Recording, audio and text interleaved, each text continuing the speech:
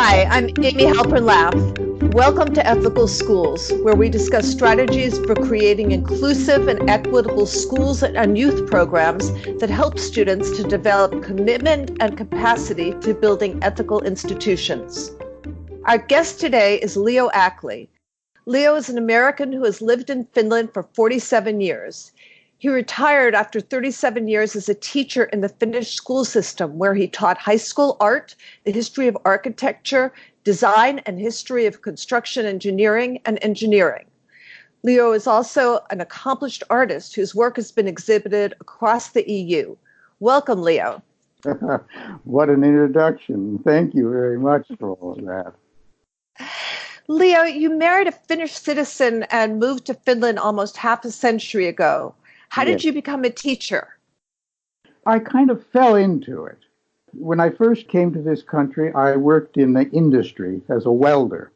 I graduated, majored in art in college, and you know what that's worth. Yeah. I very quickly realized that something had to be done, and so I went back to trade school and I became an arc welder. And that arc welding put my wife through graduate school, and we were floating in money for a while.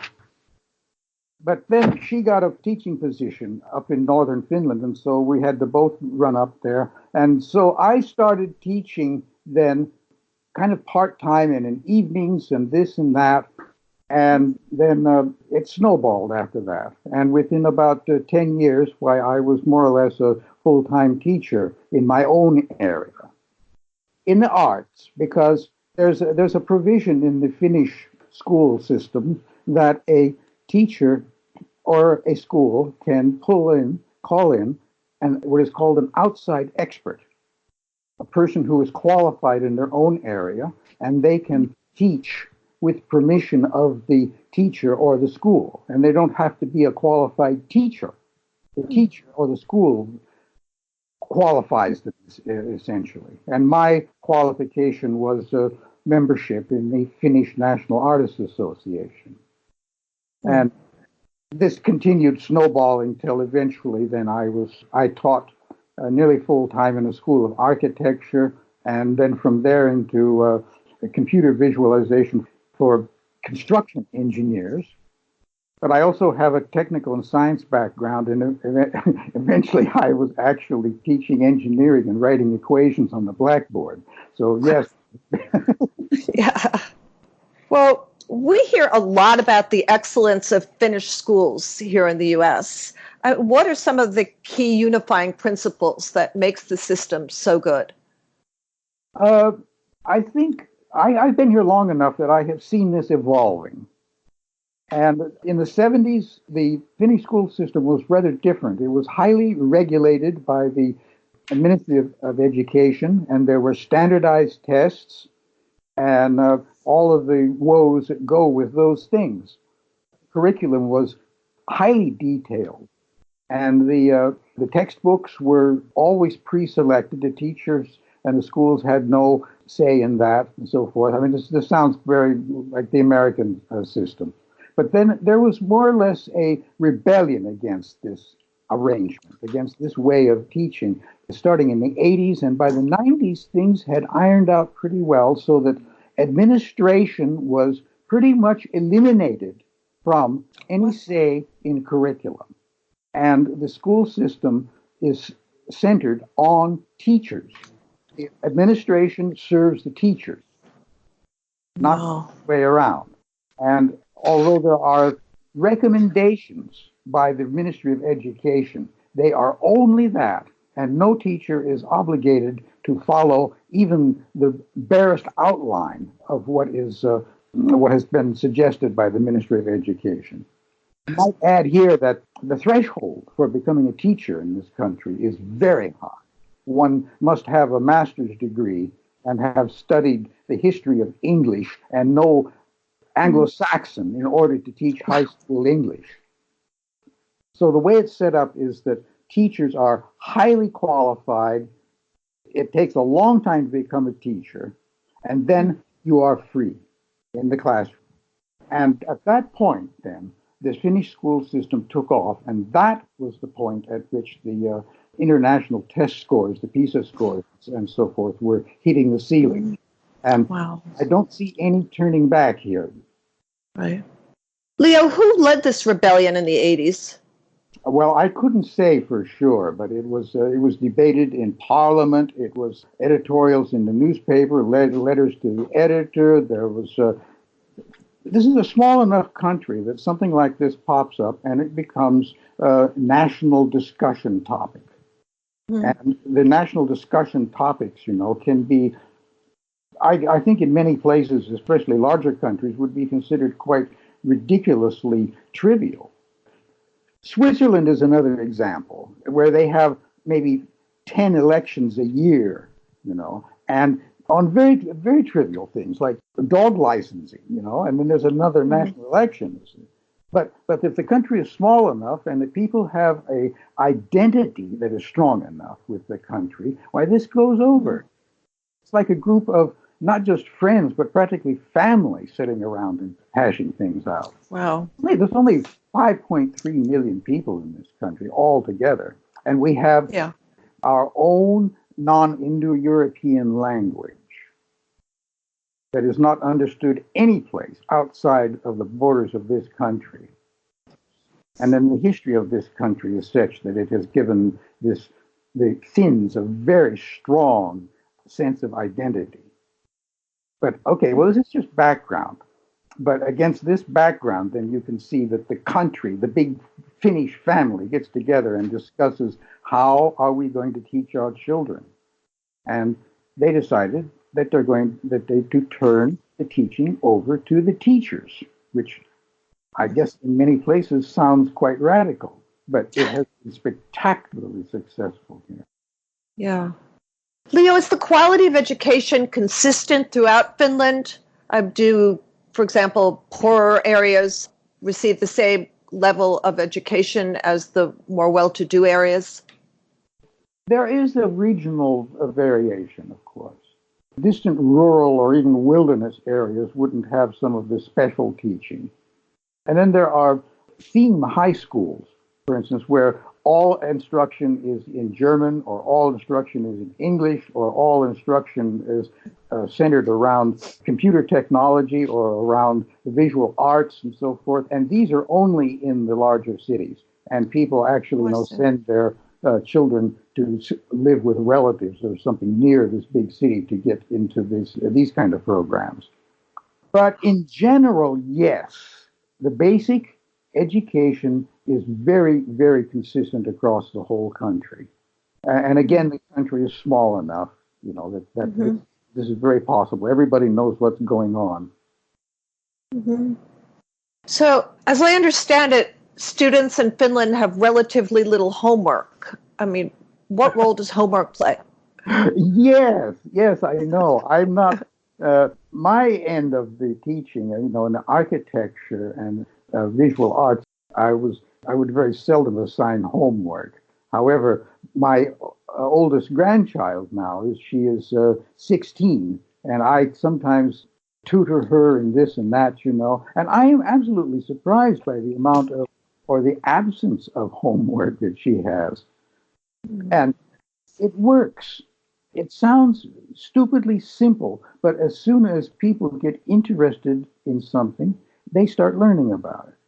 And the best way to turn somebody off from being interested in it is to force them to spend their free time slaving over their homework. I remember just a few months ago now, my granddaughter was very confused about the chemistry and electron levels and quantum mechanical explanation of chemical bonds and so forth. So I took an hour and went through all of this with her. And then she didn't open the book again and got all A's on all tests after that. She just, soaked it up. It sounded interesting, so she soaked it up. And the idea is so blazingly simple that I don't understand why this is not followed in other places. Well, it is starting to be. It is starting to be. I've noticed in the last several years that the PISA scores of Finland here, the international Mhm. scores, are not quite in number one, but now are number two or three or something like that. And the reason is there are some other countries horning in that are also welfare states like Sweden, Denmark, Norway, Germany, and so forth. And they are far wealthier than this country. And so they can pump much more money into the system. And so they are having even more spectacular results. Hmm. The standard of living in this country is pretty high, actually, but it's not at the real top. I would say it's at the bottom of the top. Okay. How does Finland accommodate students with special needs?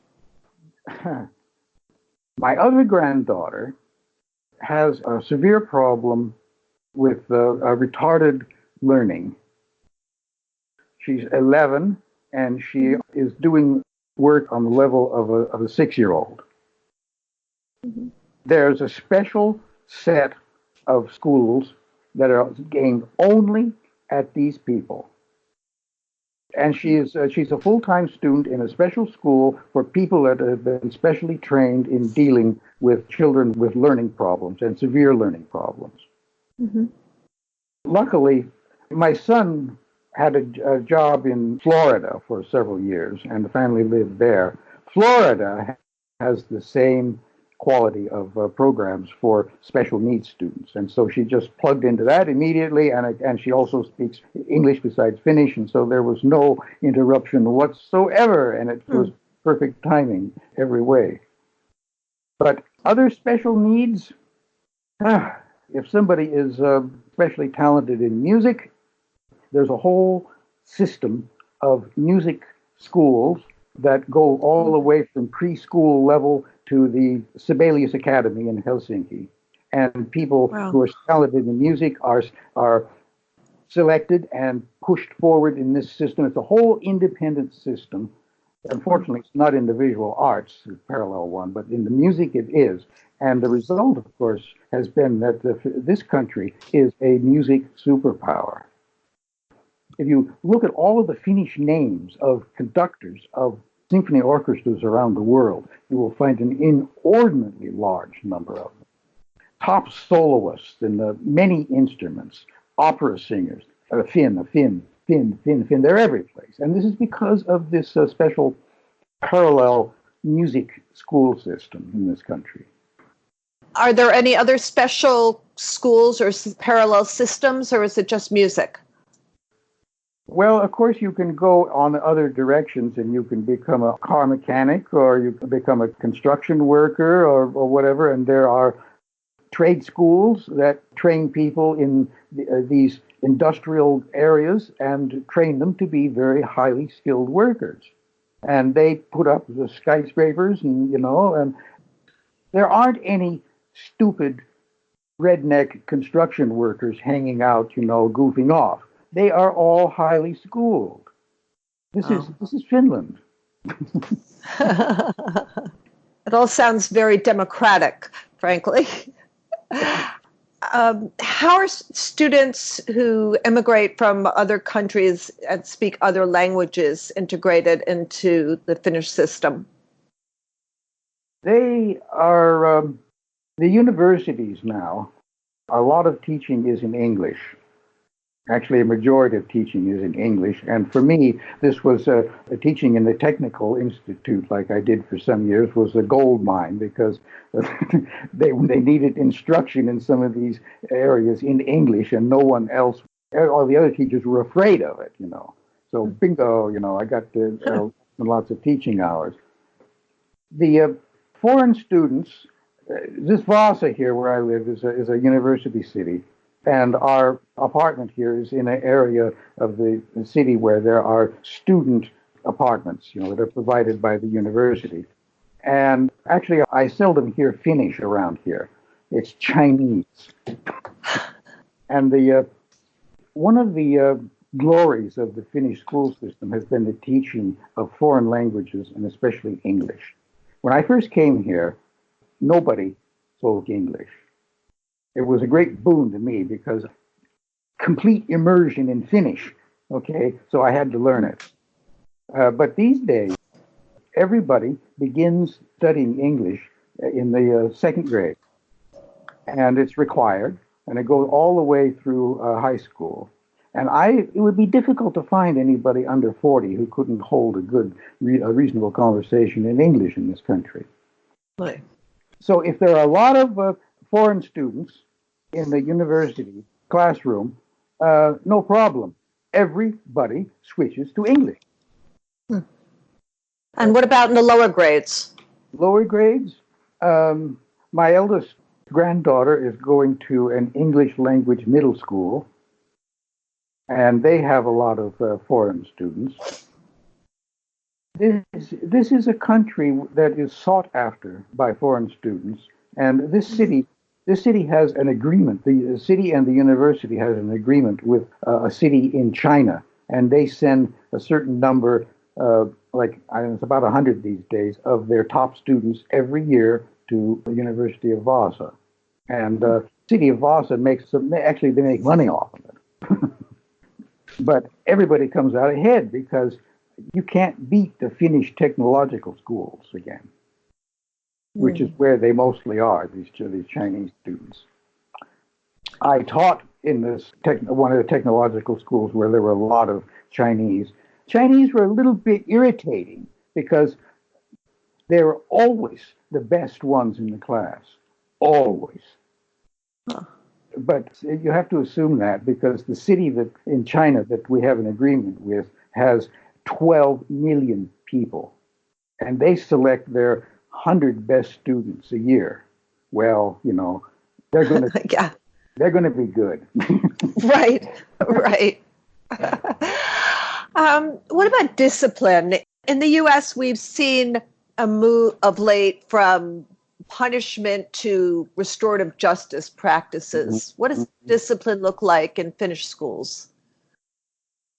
I had never heard of any disciplinary problems. The one lone boy, with his ADHD problems or whatever, but then he will be put into special programs. I'm not aware of any special disciplinary problems in the Finnish schools. That's different. This dovetails quite nicely with what has been going on, the reforms and the change of focus in the schools, because if it's teacher-centered and learning-centered, and the kids are learning a lot without any homework because they are motivated to just be interested in it and to look into it. What kid is going to rebel against this? Yeah. Well, you've told us that, teachers are very well prepared, well qualified. It's not easy to become a teacher in Finland. Are they paid commensurately? No. That's the only drawback. No, they're not. I'm not quite sure what the pay scales are. You can make quite a bit more money being a highly skilled construction worker. No one would go into teaching for the money. Right. And maybe this assures a high quality. I don't think anybody thought that out. Yeah. Are there incentives for experienced teachers to stay in the classroom and not become administrators, for example? Not that I'm aware of, no. One of the technical schools that I taught at had a tradition that the position of principal, the rector, was revolving, and some teacher would assume the position of the principal of the school for 1 year, and then would go to somebody else. And most of the teachers that had been there for a long time, it was basically seniority, had at one point or other served a year as principal. But then again now, administrators now for about 25 to 30 years have been at the service of teachers. And this colors everything that happens. It must. Well, Leo, this has been fascinating. Is there anything else you'd like to add? Oh, let me see.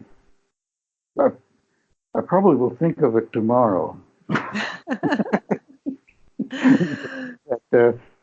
Personally, this has been quite a ride. Learning, I am fluent in Finnish, and I have taught quite a bit in Finnish. And outside of the home here, I only speak English with a few people. And then the sense of togetherness that there is in this country is remarkable. It's less now than it was in the 70s. But this was a small country that was colonized for 800 years by first Sweden and then by Russia, and then had enormous good luck in the 19th and early 20th century and was propelled into independence with a ready-made parliament and ready-made national literature and national art styles already developing. And then the country was threatened in 1939 and then again from 42 to 44, war with the Soviet Union, 2 wars with the Soviet Union, and it was touch and go. This country could have disappeared. It could have become a part of the Soviet Union. It would have been a very highly neglected border area of the Soviet Union, and the culture just ground out of existence. But somehow the Finns muddled through. And this has resulted in a feeling, that then it was after that, after the war, that the welfare system and all of this was put together. And I heard so often in the 60s, and said, I stumbled into this country already in the 60s. In the 60s and 70s, I heard so often people explaining to me how the system worked. And it was always our system. This is how we do things. This is us doing it. And everybody identified with the welfare system. Everybody identifies with the educational system. There's no sense of the government being some force from above that is running people's lives. It's assumed, like any other civilized country, we have a national health care system, and no one in their right mind would object to the taxes. But they're not that high. The average is about 22%. And for that, you get complete coverage, healthcare insurance, schooling, kindergarten to doctoral thesis, and world-class infrastructure. Right. We did it. We did it. We built this system. That's how things are thought here. Yeah, that's great. And I guess what you're not paying for is militarization. And this country is actually armed to the teeth with high-tech guided missile weapons on F-16s, super F-16s, and we have universal conscription, and about a third of the young women volunteer for military service. But this is a long-standing Finnish tradition. The Finnish idea, the strategy, is that some country which shall remain unnamed that is lurking in the east could take this country over because their military is so much bigger. However, it would be so expensive for them and so much trouble that maybe we are just a better trading part. So they maintain this defense system that is really large by European standards. Oh, I didn't realize that. Well, thank you so much, Leo Ackley. Mm-hmm. Thank you, listeners, for joining us. You can check out our podcast episodes and articles at our website, ethicalschools.org. We're on Facebook, Twitter @ethicalschools, and Instagram. Till next week.